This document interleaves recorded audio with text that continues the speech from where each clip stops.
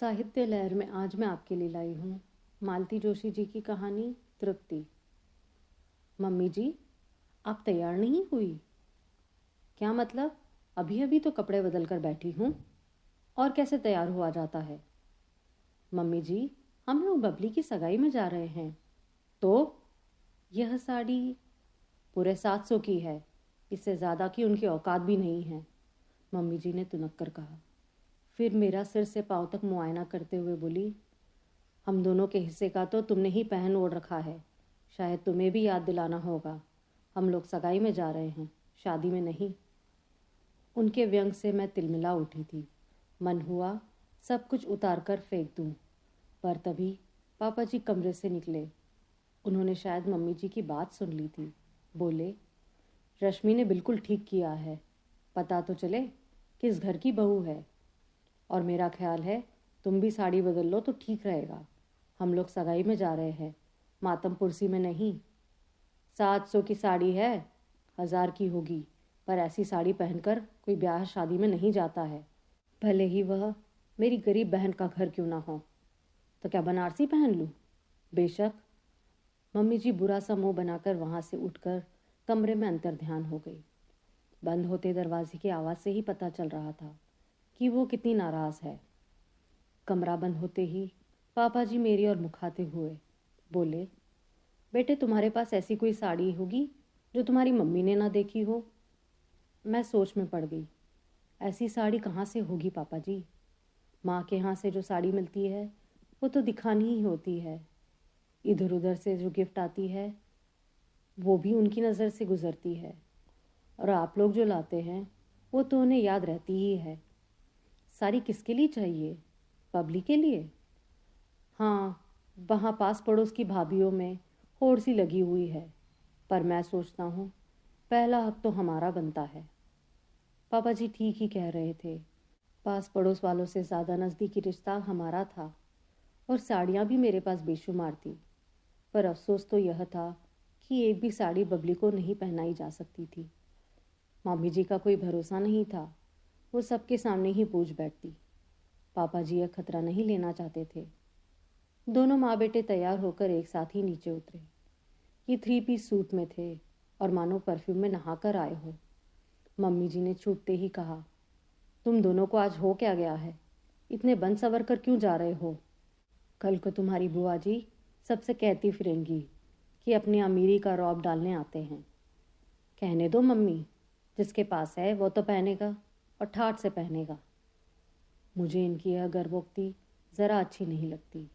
इस मामले में माँ बेटे समान हैं, शान बगाड़ने का कोई मौका नहीं छोड़ते। बस दोनों का ढंग अलग है। जिस वैभव पर ये इतना इतराते हैं वो तो पापा जी की अथक मेहनत का परिणाम है।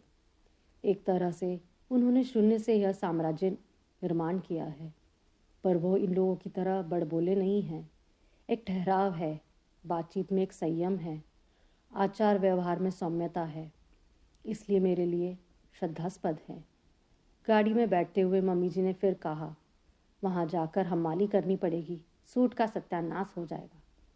पापा जी बोले, तुम्हारा शहजादा हमाली करेगा? हम दोनों के हिस्से की हमाली में कर आया हूँ। अब तो स्वागत सत्कार ही करना है, उसके लिए यह ड्रेस ठीक है। थोड़ी देर शांति रही। फिर मम्मी जी ने पूछा, क्यों जी, लड़का क्या सच में इंजीनियर है? यह सवाल कितनी बार पूछोगी? पता नहीं क्यों मम्मी जी को यह बात हजम ही नहीं हो रही थी। जब से बबली की शादी तय हुई है परेशान सी है।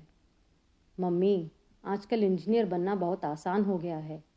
गली गली कॉलेज खुल गए हैं। लोग सोचते हैं बड़ा तीर मार लिया है, पर जब डिग्री लेकर सड़क पर आते हैं तब आटे दाल का भाव मालूम हो जाता है। बरकुरदार, लड़का एमपीईबी में असिस्टेंट इंजीनियर है, सरकारी क्वार्टर है, गाड़ी भी है। मैं खुद देख कर आया हूँ। इसलिए तो मैं हैरान हूँ, इतना अच्छा लड़का इन्होंने कैसे पटा लिया। इंजीनियर दूल्हे मुफ्त में नहीं मिलते। मुफ्त में क्यों मम्मी, अपना इतना बड़ा एटीएम जो है। पल भर को मम्मी जी के पल्ले कुछ नहीं पड़ा। बात समझ में आते ही वो बोल पड़ी, मामा जी बताइए तो कितने ढीले किए?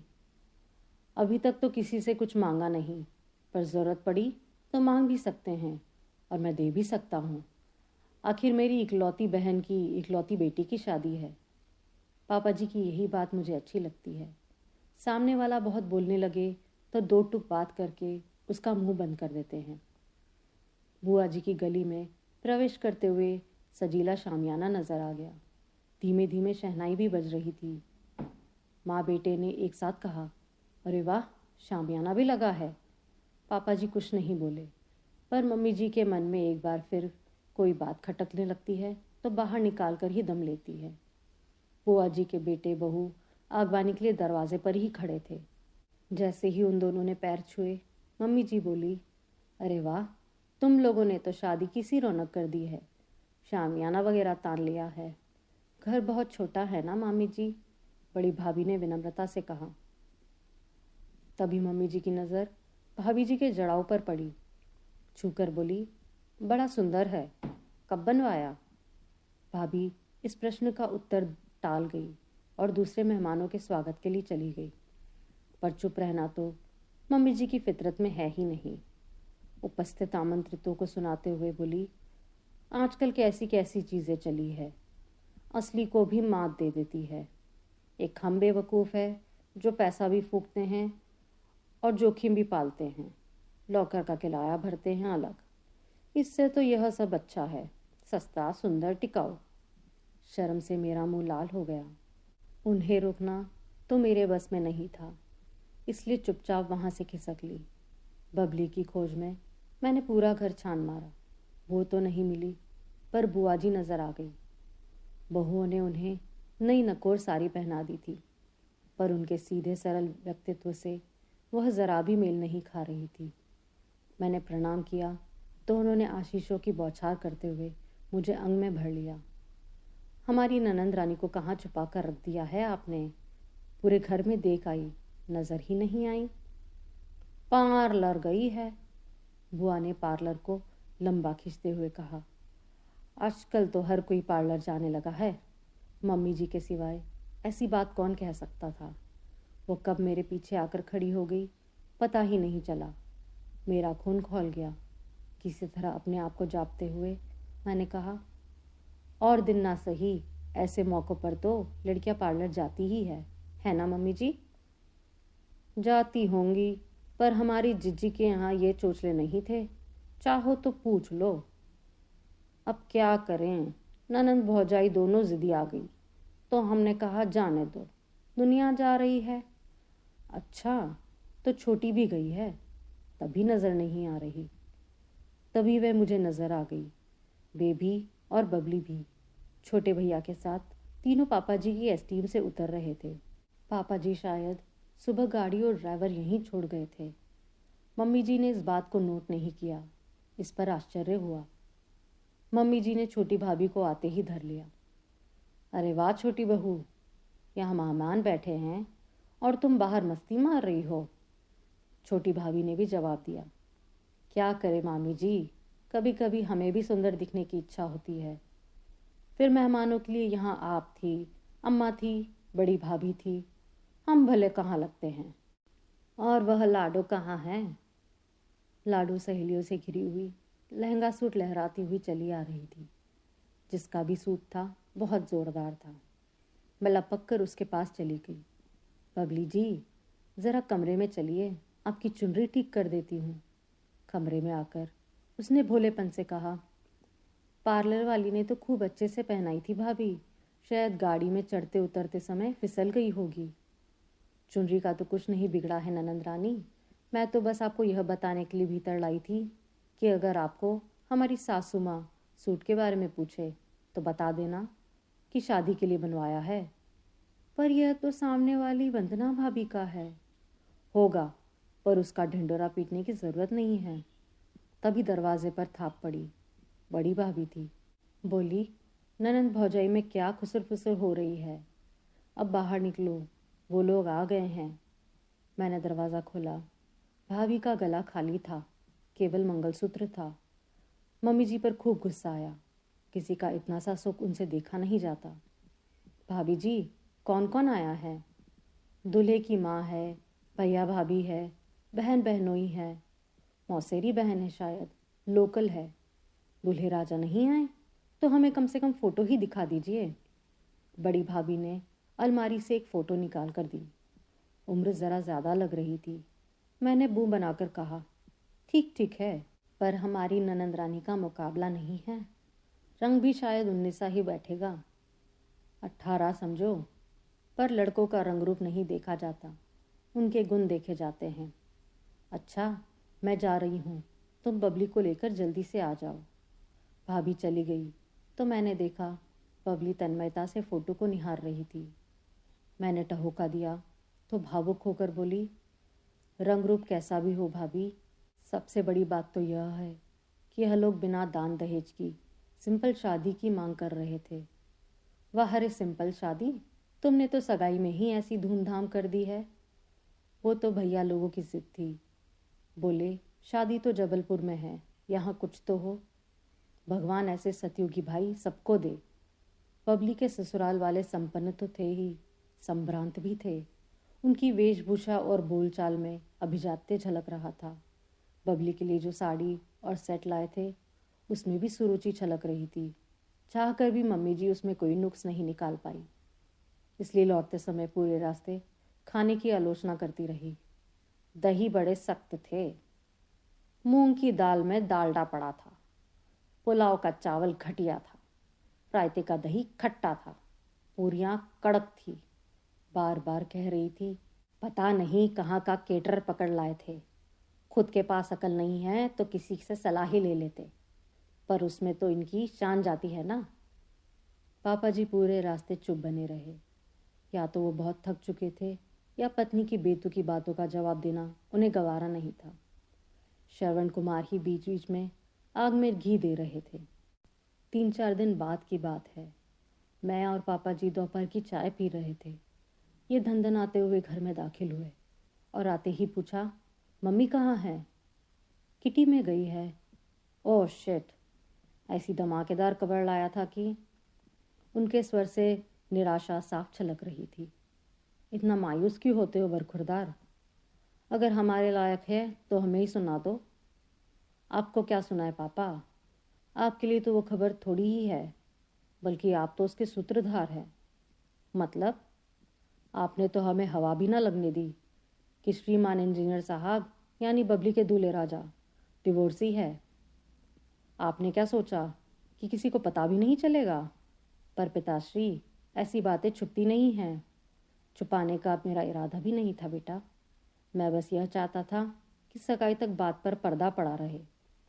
समारोह में 4 लोग इकट्ठा होते हैं, 4 तरह की बातें होती है, फिर माहौल और मन खराब हो जाता है। कम से कम आप घर में तो बता सकते थे, इन्होंने रूठते हुए अंदाज में कहा। अब पापा जी क्या बताए कि सबसे ज़्यादा खतरा तो उन्हें घर से ही था। मम्मी जी को पता होता तो भरे मंडप में घोषणा कर देती। ये आंधी की तरह आए थे, उसी तरह लौट गए। घर में एक सन्नाटा सा खिंच गया। बड़ी देर बाद मैंने कहा, पापा जी, ये रिश्ता तो आप लाए थे ना? बबली के लिए आप ऐसा रिश्ता लाएंगे? वे कुछ क्षण मुझे देखते रहे, फिर बोले, रिश्ता तो बबली खुद लाई थी, मैंने तो बस औपचारिकता पूरी की है। मैं समझी नहीं। लड़की की मौसेरी बहन बबली की कॉलीग है, उसी ने बात चलाई थी। फिर बबली यह प्रस्ताव लेकर मेरे पास आई थी, मामा किसी तरह मेरा काम कर दो, तुम्हारा एहसान मानूंगी। फिर करना ही पड़ा। हालांकि इतना सरल नहीं था। भाई लोग तो फिर भी मान गए, पर जिज्जी को मनाने में मुझे पसीना छूट गया। यह कोई लव मैरिज तो थी नहीं, फिर ऐसी क्या मजबूरी थी? वह तुम नहीं समझोगी। एक तो बबली के पिता नहीं हैं, फिर भाई भी साधारण नौकरी वाले हैं। इस पर उनकी अपनी गृहस्थी है। वे लोग अपने को बेच भी देते तो ऐसा घर वह जुटा नहीं सकते थे। बबली बोली, पैसे पैसे को दांतों से पकड़कर थक चुकी हूँ मामा, अब बाकी ज़िंदगी आराम से गुजारना चाहती हूँ। मैं नहीं चाहती कि मेरे भाई बहन मेरे लिए दान दहेज भरने के चक्कर में सारी ज़िंदगी कर्ज किश्तें भरते रहें। यहाँ तो कुछ देना भी नहीं पड़ेगा। उसके लिए दान दहेज की व्यवस्था तो आप भी कर सकते थे ना पापा जी? अपनी शक्ति भर अब भी कर रहा हूँ। उस दिन की पार्टी क्या केशव माधव की बस की थी? पर देखो, कोई भी स्वाभिमान लड़की इस एहसास के साथ जीना नहीं चाहती कि उसकी शादी दान खाते से हुई है। पर डिवोर्स वाली बात गले से उतरती नहीं। मैं पूरी छानबीन कर चुका हूँ। लड़की का कहीं अफेयर था। माँ बाप राजी नहीं हुए, जबरन शादी करनी पड़ी। उसने पहले दिन ही पति को सब बता दिया था। आपसी रजामंदी के चलते साल भर में तलाक हो गया था। Now she is happily married.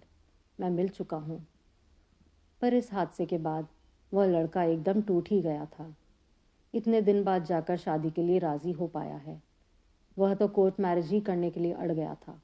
पर मैंने समझाया कि भाई, तुम्हारी दूसरी शादी है, बिटिया की तो पहली है ना, उसके भी कुछ अरमान होंगे। शायद इसलिए इन लोगों ने सगाई इतनी धूमधाम से की थी। जो भी हो, सुनकर अच्छा नहीं लगा। पब्लिक के लिए मन उदास हो गया है। रात खाना लगा रही थी कि मम्मी जी हुलसते हुए किचन में दाखिल हुई। रश्मि देख, मैं कह रही थी ना, वही हुआ। मैं तो हैरान थी, इतने अच्छे लोग ऐसे वैसे घर की लड़की कैसे ले रहे हैं। अब जाकर भेद खुला। उनके चेहरे से खुशी झलक पड़ रही थी। पिछले दिनों नजर आने वाला तनाव एकदम गायब हो गया था। आंखों में पुरानी चमक लौट आई थी और वह चमक तृप्ति की थी।